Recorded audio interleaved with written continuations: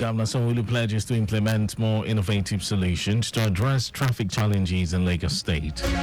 Federal government toughens border surveillance as Labour declares two-day protest. On the foreign scene, Ukraine troops withdraw from frontline city of Avdiivka in victory for Moscow. And in sports, Nigeria's top-ranked table tennis player Aruna Quadri pulls out of ITTF World Championships finals. And now the details. I am Mike James.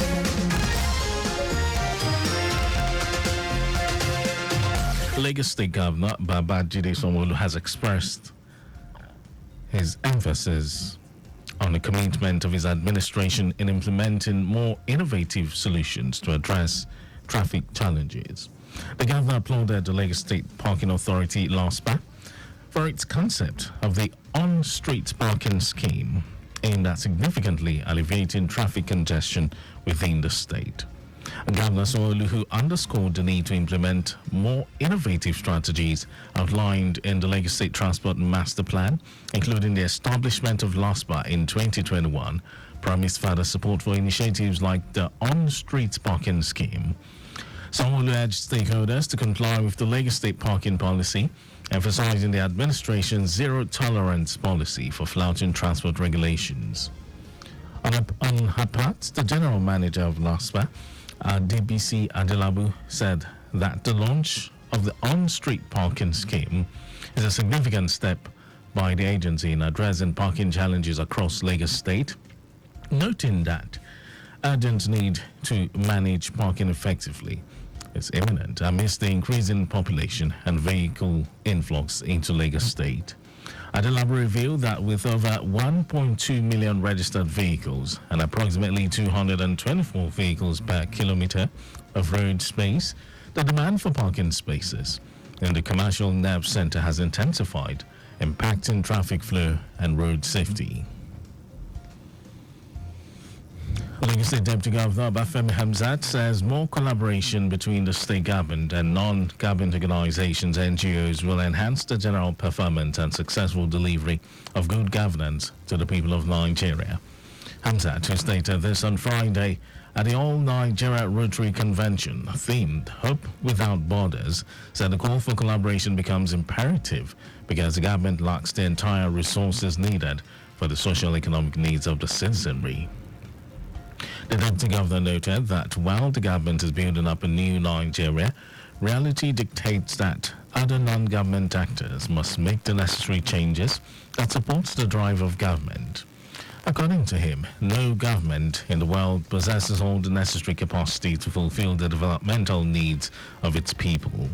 He added that despite the insufficient resources, the number of things competing for the attention of the government are numerous, and the needs of the citizenry far outweigh the time and resources available. Ondo State branch of the Nigeria Medical Association, NMA, has suspended its proposed strike following the intervention of Governor Lucky Aiyedatiwa. The NMA had last week given the state government a 7-day ultimatum to implement the approved hazard allowance and address other critical challenges facing the sector.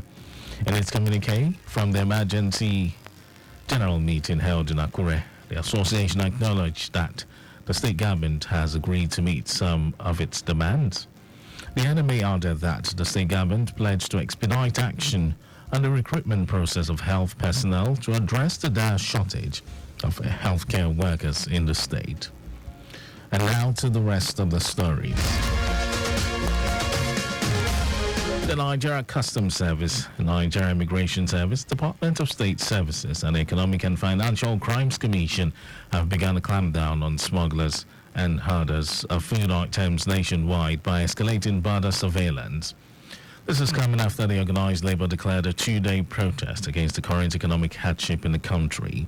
According to reports, the task force established by President Bola Tinubu to tackle food hoarding had heightened alert levels at Nigeria's land borders across Borno, Niger, Katsina, Sokoto, Kebbi, and Jigawa states, describing them as dark spots. The development comes hours after an emergency meeting between the President, Vice President Kashim Shettima, and state governors at the Aso Rock Villa, Abuja, on Thursday. Troops of the Nigerian Army have killed 254 terrorists and arrested 264 others within 1 week of military operations across the country. The Director of Defense Media Operations, Edward Buba, said this during a press briefing, saying that the ongoing counter-terrorism and counter-insurgency operations have prevented evil elements from accomplishing their strategic objectives. Buba reiterated the commitment of the armed forces in degrading terrorist ability to carry out small-scale attacks which are intended to create panic in localities across operational theaters in the country. And over to some foreign news. Ukraine says its troops have withdrawn from Avdiivka, a key eastern town for months, besieged by Russian forces. Head of the armed forces, Alexander Sisky, said he acted to avoid encirclement and preserve the lives and health of service personnel. Almost all of Avdiivka's pre-war population of more than 30,000 have left, and the city itself is almost completely destroyed. However, it falls marks Russia's biggest win for months, and Ukraine has been experiencing shortages in ammunition, mainly as a result of political squabbling in the U.S., its main supplier. And speaking at the Munich Security Conference, Ukrainian President Volodymyr Zelensky called for more supplies to be able to defeat Russia. And in some sports news, Nigeria's top-ranked table tennis player Aruna Quadri has pulled out of the International Table Tennis Federation IWTF World Table Tennis Championships, which began on Friday in South Korea.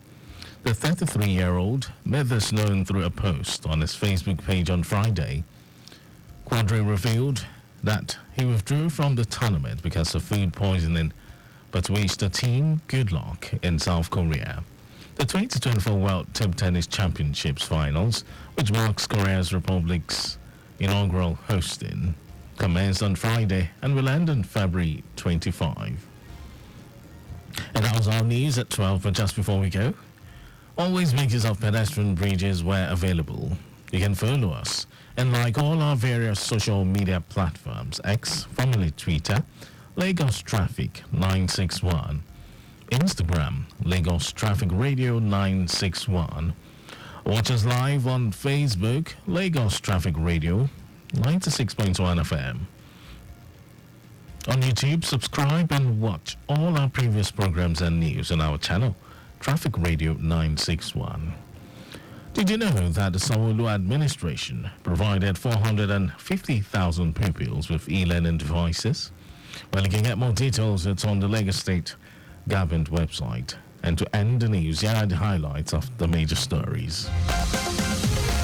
The Lagos State Governor, Babajide Sanwo-Olu, has emphasized the commitment of his administration in implementing more innovative solutions to address traffic challenges.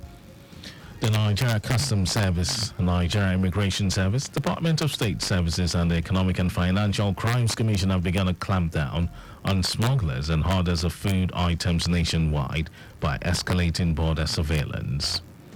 We also told you that Ukraine said its troops have withdrawn from Avdiivka, a key eastern town, for months besieged by Russian forces. And then in sports, Nigeria's top-ranked table tennis player Aruna Quadri has pulled out of the International Table Tennis Federation IWTF World Table Tennis Championships, which began on Friday in South Korea. And for contact with the newsroom, send a message to Lagos Traffic Radio at lagosstate.gov.ng. That ends the news broadcast compiled by Adirayodu Olaya. Thank you for listening. My name is Mike James. Good afternoon.